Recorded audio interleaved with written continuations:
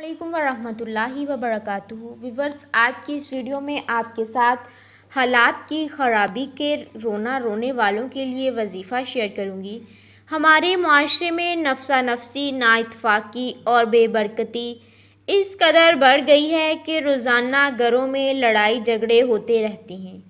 बेरोज़गारी भी इसका बड़ा सबब है, लेकिन सबसे जो ज़्यादा चीज़ इसको बढ़ाती है वो तरबियत का फुकदान है। तबीयतों में बेचैनी और एक दूसरे की इज़्ज़त ना करने से भी घरों में झगड़ा रहता है। इसका सिलसिला माँ बाप से शुरू होता है, जो औलाद और फिर नस्लों तक चलता है। ये लड़ाई हसास और ज़िम्मेदार अहले खाना को बेहद परेशान रखती है। शैतान ऐसे घरों को अपना पसंदीदा ठिकाना बनाए रखता है। मैं अक्सर ऐसे साइलिन से कहता हूँ कि वो घर में आयत करीमा कम अज़ कम साल में एक बार लाजमी पढ़ा करें। महीने में एक बार दुआए जिब्रील यानी गंजुल अर्श पढ़ने से घर में खैरुल बरकत पैदा होती है। इन रूहानी मालूमात से सुकून और रिज़्क़ में इजाफ़ा होता है।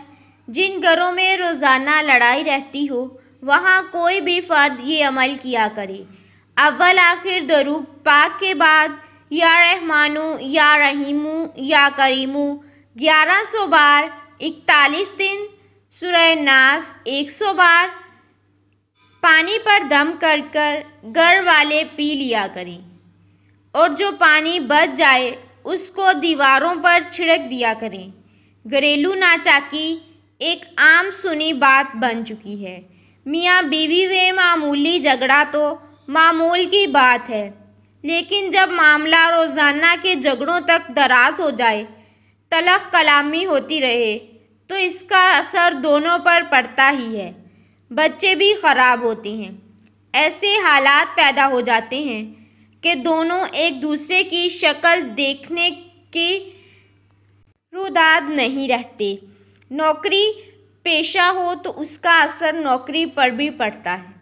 ऐसे मियाँ बीवी अगर रोज़ाना सुबह शाम बिस्मिल्लाहिल वासिउ जल्ला जलालहू रोज़ाना एक तस्बीह पढ़ें तो इनमें मोहब्बत पैदा हो जाएगी।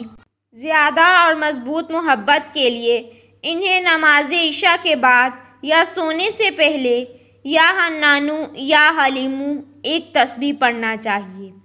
याद रखें, वज़ाइफ पढ़ने से मुश्किलात कम होती या ख़त्म होती हैं, लेकिन इसका सवाब अलग से मिलता है। इंसान का ताल्लुक़ अल्लाह करीम से जुड़ा रहता है। लड़ाई झगड़े से बचने का आसान वजीफ़ा ये है कि जब लड़ाई हो तो आप मुकाबिल की किसी बात का जवाब ही ना दें। अपनी ज़ुबान को बिल्कुल बंद रखें। आप अपनी पढ़ाई में लगी रहें या आपसे मुतल्लिक जो घरेलू ज़िम्मेदारियाँ हैं उनको खामोशी के साथ करती रहें। बीच वक्त नमाज़ों का एहतमाम करें। फ़ारिग औक़ात में ज़िक्र व तिलावत और दुरूद शरीफ की कसरत करें। इंशाअल्लाह घर में सुकून रहेगा। अल्लाह हम सबका हामी व नासिर हो। आमीन।